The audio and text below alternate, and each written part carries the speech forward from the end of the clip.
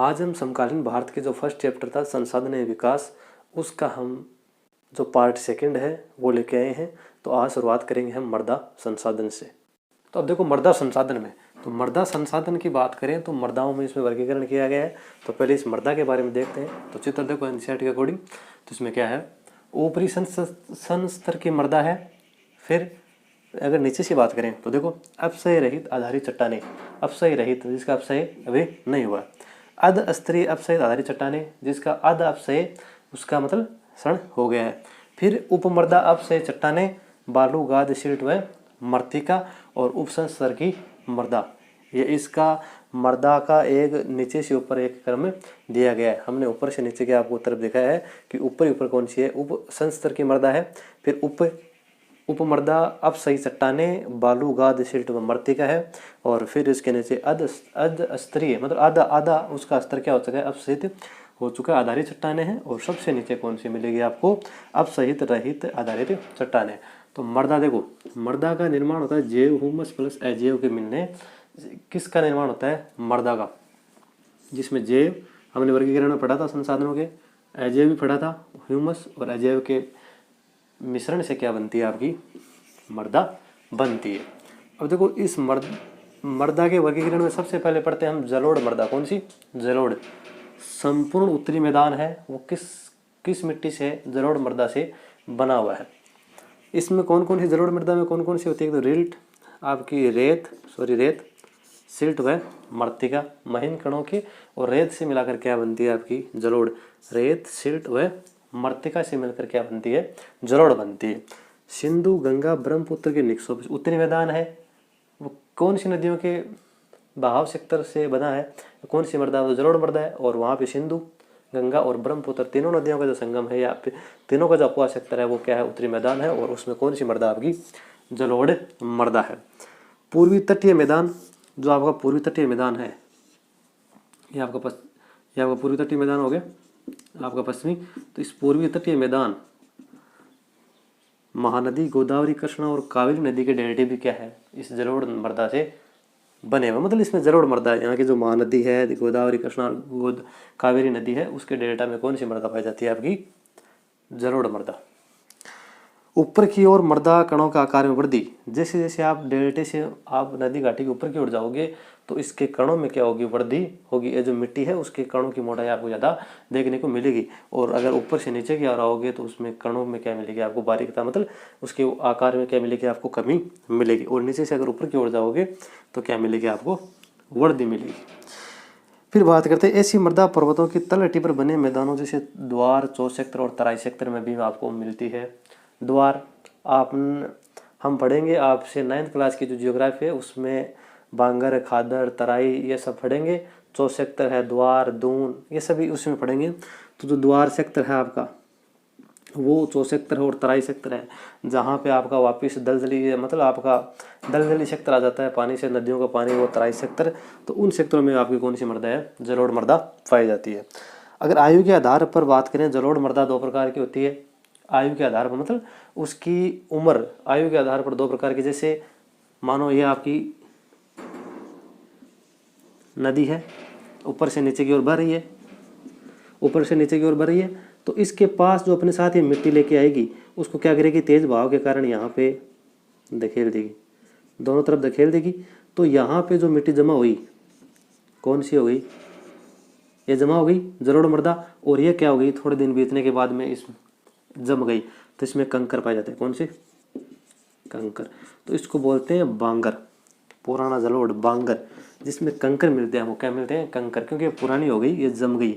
और जो फिर इसके नई आएगी, जो नई अपने साथ मिट्टी लेके आएगी वो इसके ऊपर आएगी साथ में, तो वो कौन सी हो जाएगी, नया जलोढ़। खादर बोलते हैं, क्या बोलते हैं इसको, खादर। और ये महीन कण होते हैं, कौन से कण, मतलब ये जो पुराने जलोढ़ उसमें कंकर पाए जाते हैं, और जो अब नई लेके आएगी, खादर आएगी, उसमें महीन कण आपके पाए जाएंगे।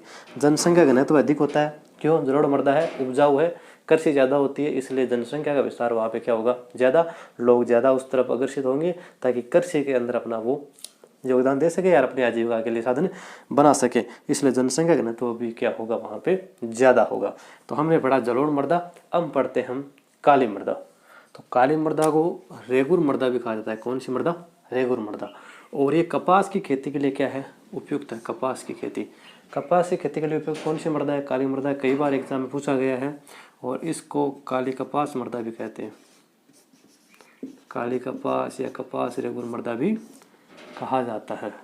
मृत्तिका से बनी है, महीन कण, जो मिट्टी के महीन कण होते हैं इसको बोलते हैं मृत्तिका, उनसे बनी है कौन सी मृदा? काली मृदा। दक्कन का पठार है, चित्र में आप देख सकते हो। दक्कन का पठार बेसाल्ट क्षेत्र के उत्तरी पश्चिमी भागों में पाई जाती है। दक्कन का जो पठार आपको जो दिख रहा है दक्कन का पठार, उस दक्कन के पठार के उत्तरी पश्चिमी भागों में ये मृदा पाई जाती है। लावा जनक शैलों से बनी है, जो लावा निकलती है, जो जनक शैलें हैं, लावा की जो जनक शैलें हैं उनसे ये मृदा बनी होती है। जो हम इस चैप्टर के बारे में हम जो आपके कायांतरी चट्टानें वगैरह हैं उस चट्टानों वाले चैप्टर में इसको पढ़ेंगे। महाराष्ट्र, सौराष्ट्र, मालवा, मध्य प्रदेश और छत्तीसगढ़ में यह मृदा पाई जाती है। ये ध्यान रखना आप, महाराष्ट्र, सौराष्ट्र, मालवा, मध्य प्रदेश और छत्तीसगढ़, इन क्षेत्रों में क्या पाई जाती है? आपकी काली मृदा या रेगुर मृदा पाई जाती है। नदियाँ कौन कौन सी है? गोदावरी, कृष्णा नदियों की घाटियों तक ये फैली हुई है। गोदावरी से लेके और आपकी जो कृष्णा नदी है उसकी घाटियों के बीच तक ये क्या है? इसका सेक्टर है किसका? काली मृदा का। और कौन से तत्व की इसमें अधिकता और कौन से तत्वों की कमी है? कैल्शियम कार्बोनेट, मैग्नीशियम, पोटास और चूने से क्या है? परिपूर्ण है। कैल्शियम कार्बोनेट CaCO3 है, मैग्नीशियम पोटास है और चूने से क्या है? परिपूर्ण, मतलब इसकी मात्रा पर्याप्त है। और फास्फोरस की मात्रा इसमें क्या है? कम है। जो काली मृदा है उसमें आपकी फास्फोरस की मात्रा क्या है? कम है। गर्म व शुष्क मौसम में दरारें पड़ना, ये आपके नोट्स टाइप हैं, इसको आप ऐसे नोट्स की तरह लिख सकते हो। तो इसमें यह भी है गर्म व शुष्क मौसम में दरारें पड़ना। जैसे जैसे मौसम शुष्क व गर्म होता है तो इनकी जो नमी है वो तो कम हो जाती है, हम इसकी कमी आ जाती है और इसमें क्या हो जाती है? दरारें पड़ जाती है आपकी चित्र के अकॉर्डिंग। अब देखो लाल और पीली मृदा, तो लाल मृदा और पीली मृदा के बारे में बात करेंगे। तो दक्कन का पठार आपका, जो आपका दक्कन का पठार है उसके पूर्वी और दक्षिणी हिस्सों में रवेदार आग्नेय चट्टानों पर कम वर्षा वाले भागों में क्या हुई है? विकसित हुई है। कहाँ पे? दक्कन पठार में। पूर्वी और जो दक्षिणी हिस्सा है उसके जो रवेदार आग्नेय चट्टानें हैं, चट्टानों के बारे में हम आगे चैप्टर में डिस्कस करेंगे। उसमें कम वर्षा वाले जो भाग हैं उसमें क्या हुई है? विकसित हुई है। स्थान देखें तो ओडिशा में, छत्तीसगढ़ में, मध्य गंगा मैदान के दक्षिणी छोर, जो गंगा नदी है जो उसके द्वारा जो मैदानी भाग है उसका जो दक्षिणी छोर है मध्य गंगा मैदान का, और पश्चिमी घाट के जो पहाड़ी पद है, ये जो पश्चिमी घाट है इसका जो पहाड़ी पद है इसके ऊपर, उसके स्थान पर ये क्या पाई जाती है? आपकी वहाँ पे लाल और पीली मृदा। इसके लाल रंग का कारण क्या है? लाल रंग क्यों होता है? रवेदार आग्नेय और रूपांतरित चट्टानों में लौह धातु के प्रसार के कारण। इसमें जो आग्नेय आपकी जो रवेदार आग्नेय चट्टान और जो आपकी रूपांतरित या कायांतरित चट्टानें हैं उसमें जो लौह धातु है उसके प्रसार के कारण इसका रंग कैसा हो गया है? लाल हो गया है। और जो पीला रंग है, पीला रंग, वो जलयोजन, जल के साथ क्रिया करने के कारण इसकी जलयोजन की प्रक्रिया करने इसका रंग कैसा हो गया? पीला हो गया। नेक्स्ट है मरुस्थलीय मृदा। कौन सी? मरुस्थलीय। तो मरुस्थलीय मृदा तो आपको पता है हमारा राजस्थान, टीले, दोहरे, रेत चारों तरफ। तो रंग है लाल और भूरा, रेतीली एवं लवणीय। अगर आप राजस्थान से बाहर हैं तो जरूर एक बार राजस्थान आइए, देखिए हमारा राजस्थान। तो ये आपको मरुस्थलीय मृदा वहाँ पे आपको देखने को मिलेगी। राजस्थान पश्चिमी सेक्टर अपना है ही मेन। यहाँ पे कौन सा आपका? थार रेगिस्तान। इसमें क्या है कि मृदा की सतह के नीचे, जैसे जैसे हम नीचे जाएंगे मृदा की सतह की तरफ, तो कैल्शियम की मात्रा क्या होती है? बढ़ती चली जाती है। कौन सा तत्व मिलेगा आपको? कैल्शियम, जिसकी मात्रा बढ़ती चली जाती है। और नीचे की सतह में चूने के कंकर पाए जाते हैं। जैसे जैसे नीचे जाएंगे तो उसमें क्या है? सतह में चूने के कंकर पाए जाते हैं, जिसके कारण अंतःसंयंदन इनफिल्ट्रेशन की जो प्रक्रिया है वो क्या हो जाती है? अवरुद्ध हो जाती है। इसलिए यहाँ के जो किसान वगैरह हैं वो क्या करते हैं? इसका सफल परीक्षण, मतलब इसको इनफिल्ट्रेशन है उसको दूर करके यहाँ पे कृषि खेती की जाती है। चलो नेक्स्ट है लेटेराइट मृदा। लेटेराइट ये ग्रीक भाषा का शब्द है, लेटर से बना है, लेटर, जिसका अर्थ क्या होता है? ईंट। इस ग्रीक भाषा के शब्द से क्या बना है? लेटेराइट, जिसका अर्थ क्या होता है? ईंट। निर्माण के सेवा इसका ये देख लो। उष्ण कटिबंधीय तथा उपोष्ण कटिबंधीय जलवायु क्षेत्रों में उष्ण और उपोष्ण आपने 9th क्लास में या तो चैप्टर जो फर्स्ट आपका है उसमें, नहीं फिर हम जब NCERT का जब 9th क्लास का जब चैप्टर पढ़ेंगे तो उसमें हम डिटेल से देख लेंगे कौन सा उष्णकटिबंध होता है, कौन सा उपोष्ण होता है। तो इन जलवायु क्षेत्रों में आर्द्र तथा शुष्क ऋतुओं में एक के बाद एक के आने के कारण होता है, एक बार शुष्क आ गई फिर आर्द्र ऋतु आ गई, शुष्क आर्द्र ऋतु आने के कारण कौन सी मृदा का निर्माण हो गया, लेटेराइट मृदा का निर्माण हो गया। गहरी व अम्लीय होती है, गहरी तो होती है साथ में अम्लीय, pH मान इसका 6 होता है, कितना 6 आपको होता है। 7 से नीचे क्या होती है अम्लीय, 7 से ऊपर 7 से 14 के बीच में क्षारीय, और 7 क्या होती है उदासीन, तो ये होगी अम्लीय। दक्षिणी राज्य पाई कहाँ जाती है, दक्षिणी राज्यों में महाराष्ट्र के पश्चिमी घाट में, ओडिशा में, पश्चिमी बंगाल और उत्तरी पूर्वी प्रदेशों में यह मृदा पाई जाती है। कौन सी, लेटेराइट मृदा। पर्णपाती व सदाबहार वन पाए जाते हैं इसमें, चित्र के अकॉर्डिंग ये जो आपको मृदा चित्र में दिख रही है वो वही पर्णपाती व सदाबहार वन। ह्यूमस पर्याप्त रूप से पाया जाता है, ह्यूमस की इसमें पर्याप्त रूप से मात्रा होती है। देखो ये फसल चाय और कॉफी के लिए उपयुक्त था आपके कर्नाटक, केरल और तमिलनाडु में। चाय और कॉफी के लिए कहाँ कहाँ उपयोग है, कर्नाटक, केरल और तमिलनाडु के लिए लेटेराइट मृदा में ये चाय और कॉफी उगाई जाती है। फिर देखें तो तमिलनाडु, आंध्र प्रदेश, केरल में कौन सी फसल के लिए उपयोगी है ये मृदा, लेटेराइट मृदा, काजू की फसल के लिए, तमिल, आंध्र और केरल, ये इंपॉर्टेंट है। तो अब देखते हैं वन मृदा। तो वन मृदा के अंतर्गत क्या है, पहाड़ी और पर्वतीय क्षेत्रों में पाई जाती है। ये जो मृदा है पहाड़ी एवं पर्वतीय क्षेत्रों में पाई जाती है। नदी घाटियों में यह मृदा है दोमट व सीढ़ीदार होती है। कौन कौन सी, एक तो दोमट और एक सीढ़ीदार होती है। कहाँ पे, नदी घाटियों में, यह आपको याद रखना है। ऊपरी ढालों में इसका गठन मोटे कणों का होता है। अगर ऊपरी ढालों की बात करें तो इसके जो कण हैं वो क्या होते हैं, मोटे। ये अम्लीय व ह्यूमस रहित होती है। ये भी आपको ध्यान रखनी है कि ये तो एक तो अम्लीय होती है और ह्यूमस से रहित होती है।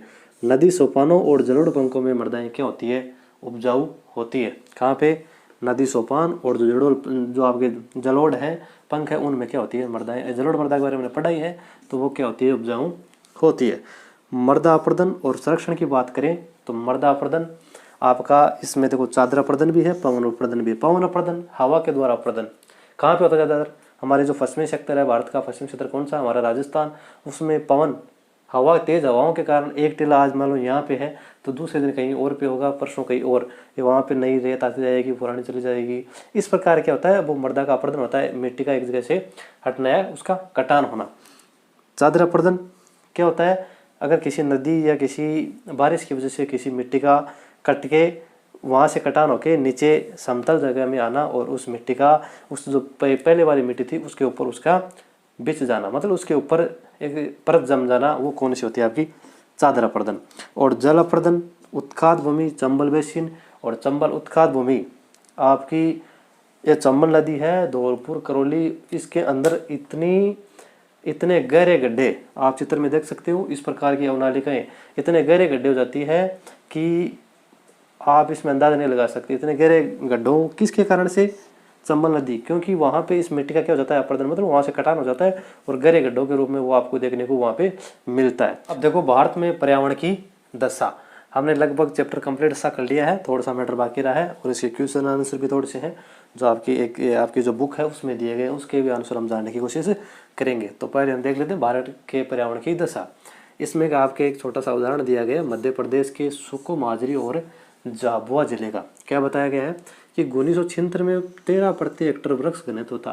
वृक्षों का जो घनत्व है वो क्या था, 1976 में 13 प्रति हेक्टेयर था। लेकिन इनके प्रयासों से क्या हुआ, 1992 में बढ़कर कितना हो गया, 1272 प्रति हेक्टेयर। कितना इसमें क्या हो गई है, प्लस बढ़ोतरी हो गई। 13 प्रति हेक्टेयर था, अब कितना हो गया, 1272 प्रति हेक्टेयर हो गया। सुको माजरी में 1979 से 1984 के बीच परिवारों की औसत वार्षिक आमदनी कितनी थी, 1000 से 1500 रुपये, 15,000 से 15,000 रुपये थी। अब देखो क्या है, मध्य प्रदेश सरकार ने 29 लाख हेक्टेयर भूमि, कितनी, 29 लाख हेक्टेयर भूमि मध्य प्रदेश ने, भारत का माने तो लगभग 1% क्षेत्रफल, कितना, 1% क्षेत्रफल को जल विभाजक प्रबंधन द्वारा हरा भरा बनाने की कोशिश कर रहे हैं। इस प्रोजेक्ट में मध्य प्रदेश सरकार है वो लगी हुई, आपकी जो बुक है उसमें इसका उदाहरण दिया गया। तो लगभग हमने चैप्टर कंप्लीट कर लिया। तो इसके 3-4 जो ऑब्जेक्टिव टाइप क्वेश्चन है वो देख लेते हैं, ताकि आपकी जो कंपटीशन एग्जाम है उसमें इंपॉर्टेंट आपके लिए हो सकते हैं। तो फर्स्ट क्वेश्चन है कि लौह अयस्क किस प्रकार का संसाधन है। हमने पूरा चैप्टर पढ़ लिया, तो आपको पता होना चाहिए किस प्रकार का संसाधन है। तो किस प्रकार का है, वह है अनवीकरण, अनवीकरण योग्य संसाधन। ठीक है। दूसरा है ज्वारीय ऊर्जा किस प्रकार का संसाधन है। तो आपने पूरा चैप्टर पढ़ा, तो इसका आंसर देख सकते हैं, पुनः पूर्ति योग्य। कौन सा, पुनः पूर्ति। आपके ऑप्शन भी है इस किताब में, मैंने ऑप्शन नहीं केवल इसका आंसर बताने की कोशिश की है, पुनः पूर्ति। पंजाब में भूमि निम्नीकरण का क्या मैंने बताया था, अति सिंचाई, अति पशुचारण और वनों के जो वनों के उन्मूलन के कारण, तो उसमें कौन सा था आपका, पंजाब और हरियाणा का नाम आता था, तो वो क्या थी, अधिक सिंचाई, अधिक सिंचाई के कारण। किस प्रांत में सीढ़ीदार सोपानी चाय वगैरह की खेती की जाती है, सीढ़ीदार, उत्तरांचल उत्तरी पूर्वी राज्य आपके, तो उसमें क्या की जाती है, सीढ़ीदार खेती की जाती है। कहाँ पे, उत्तरांचल में, उत्तरी पूर्वी राज्यों में। बात करें काली मृदा किस मुख्य रूप से पाई जाती है, तो काली मृदा हमने डिटेल से पढ़ा है। आपके ऑप्शन के अकॉर्डिंग ये हो जाएगी झारखंड। कौन सा राज्य हो जाएगा इसमें, झारखंड। तो हमने पूरा चैप्टर लगभग कंप्लीट कर लिया है, और अब इसके बाद में हम दूसरा जो चैप्टर है वो हम ज़रूर पढ़ेंगे। तो आपको वीडियो कैसा लगा, अगर वीडियो अच्छा लगे तो कमेंट में अपनी राय ज़रूर दें और लाइक करें और चैनल को सब्सक्राइब करें। Thank you, all the best.